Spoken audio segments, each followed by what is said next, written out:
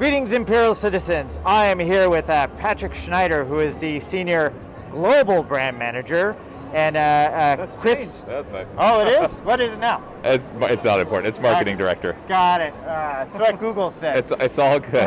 It's not important. Chris Reiff, who Reiff. Reiff. Yeah. Do you want to start over? No, it's all good. It's all We're doing good. it live. Yeah. Yes, and you're one of the other brand managers, yeah? No, I'm a design manager. Design manager. I wrote that down, but it's on my phone. It's all good. All right.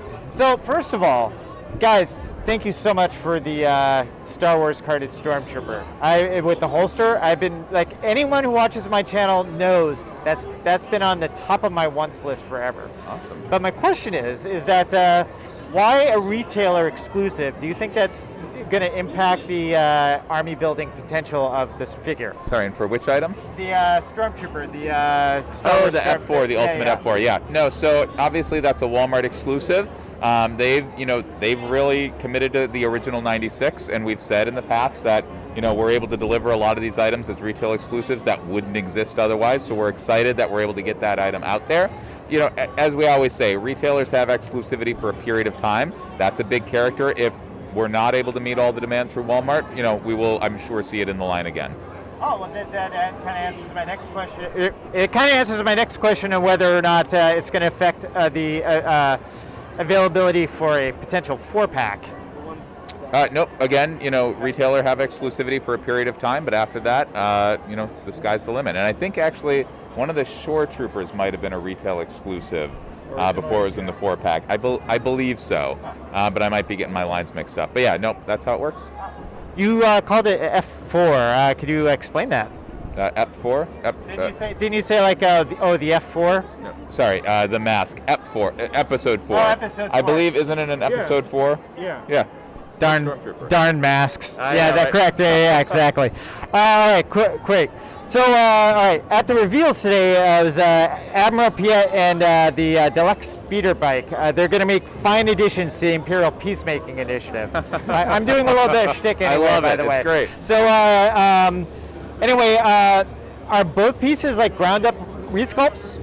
The speeder bike definitely is. That's all new.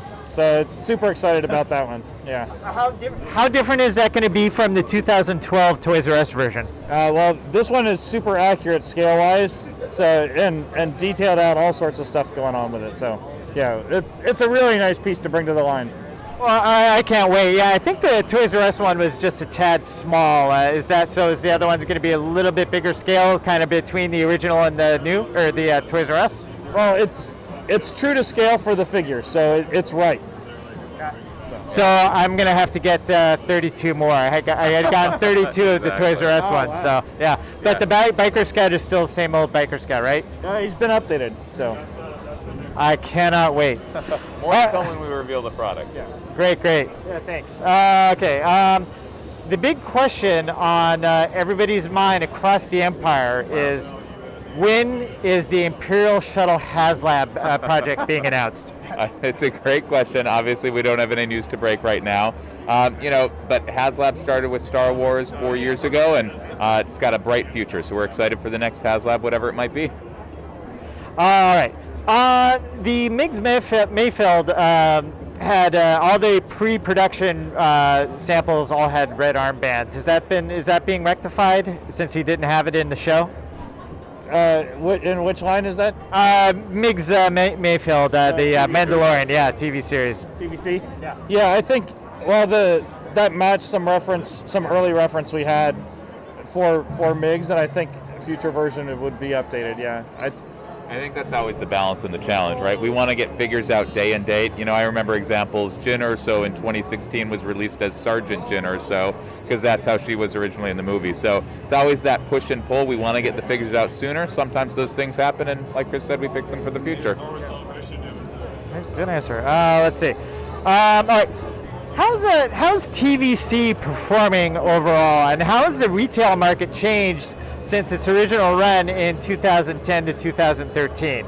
Yeah, I think it's performing great. We love vintage, just like Black Series and Retro. They're key parts of our line for the future, so bright future ahead. In terms of how the retail landscape has changed in the last 10 years, incredibly, right? Like you go back to 2013 when TVC 1.0 ended, like I don't know what the brick and mortar and e-com splits were, but they are nowhere near where they were today. Like pre-orders have come onto the scene, so I think the retail landscape is drastically different, and we're working to adapt and deliver the same quality line in the new retail landscape. Funny, that tails perfectly in my next question. The pre-order model, like how, like why? I mean, how do I put this? It's like at one point. At one point, I had 11 separate pre-orders, like individual figures, all Imperial, like just the Imperials alone. And one of the frustrating things, I moved, and then like Walmart and Target didn't want to update my shipping address, so I was like, and I couldn't reorder because they were sold out. Yeah. So, but why is the pre-order model working better? Yeah, so I think pre-orders, when they work correctly, and I read this a lot online, like fans appreciate, I appreciate, Chris appreciates being able to lock in your orders and not having to worry about it. I read that a lot online. Obviously it's not working perfectly, and so we don't rest on our laurels. Like we always want to make sure we're striving to improve, so we're taking steps to do that. I think also the past 2 years, the shipping crisis has exacerbated it, right? Like, it means you've got 11 Imperials. How many? I read 50, 60 online. That's because the time between a reveal and pre-order of an item and the ultimate delivery has lengthened. When the world gets back to normal and that time frame hopefully gets back to 3 or 4 months, we will see that abate. Let's cross our fingers on that. Okay, great. Flipping over. All right, the Boba Fett that's coming in, the Book of Boba Fett spaceship. We all roll our eyes as we have to use a new term. Is that going to be carted or come in a bag? It's loose. So right out of the box, you'll be able to take it, throw it in a ship, and it's a way to make that ship, because it's an expensive ship, and to not firewall a carded and numbered figure in that package. I mean, we'll likely see that figure at some point in the future in mainline, but for now it's in there. That's the way to get that figure and have him play with the ship. Super, thank you very much. Great. This question is from Jedi Defender. Copyright issues aside, home 3D printing is becoming such a big thing, and people are doing just fantastic work. Has that had an impact at all on you guys and the decision making and what product you guys put out? Like I said, had any effect at all? I wouldn't say so, no. I think certainly we see that kind of customization with our selfie line, which we're super excited about. People being able to, I thought it was cool seeing myself in figure form. I'm like, that's awesome. Like, if that figure of me goes missing at the end of the show, we will know who secreted it away. So, I think we're reacting to that trend as a company, and I've seen a lot of amazing reactions to that. So I think something like Selfie Series is going to be really exciting for the future. Yeah. Well, and I think too, the home printing is just about how much energy there is in the fan community, and people are printing things to celebrate their figures and finding new ways to display and play with that stuff. So I think it's a good thing overall that it's just kind of rising the waters for everybody. So. Cool.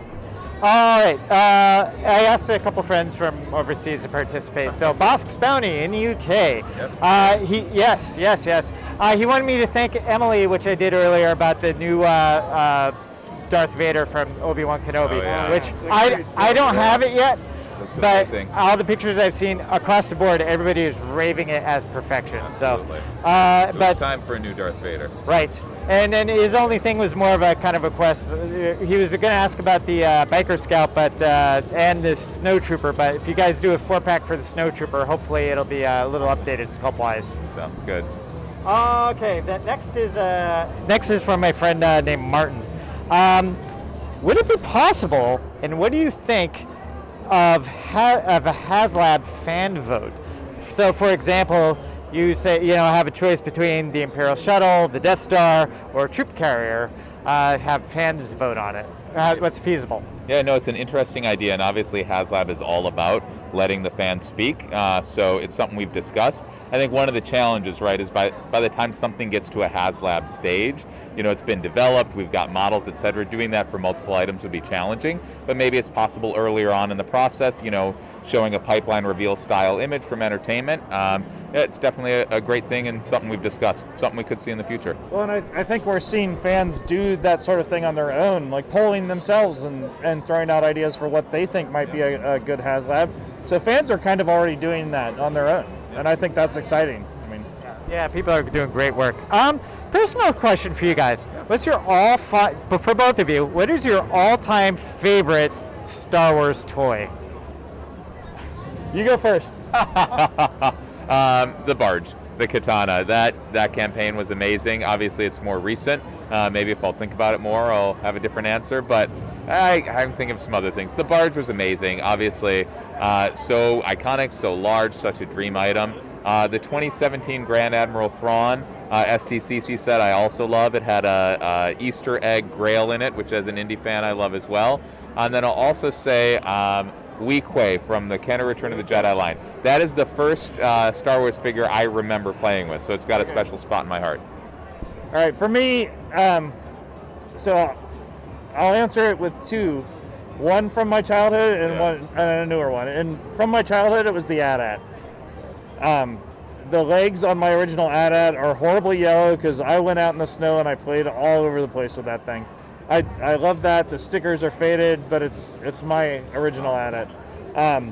Newer stuff, the Razor Crest. I mean, when I took the job at Hasbro, that was the first thing I did was jumped into the Razor Crest, and it's such a fun ship. And to come in and not to replace Mark, but to do stuff that Mark was doing, and kind of take over part of the mantle and the responsibilities that Mark had for the team.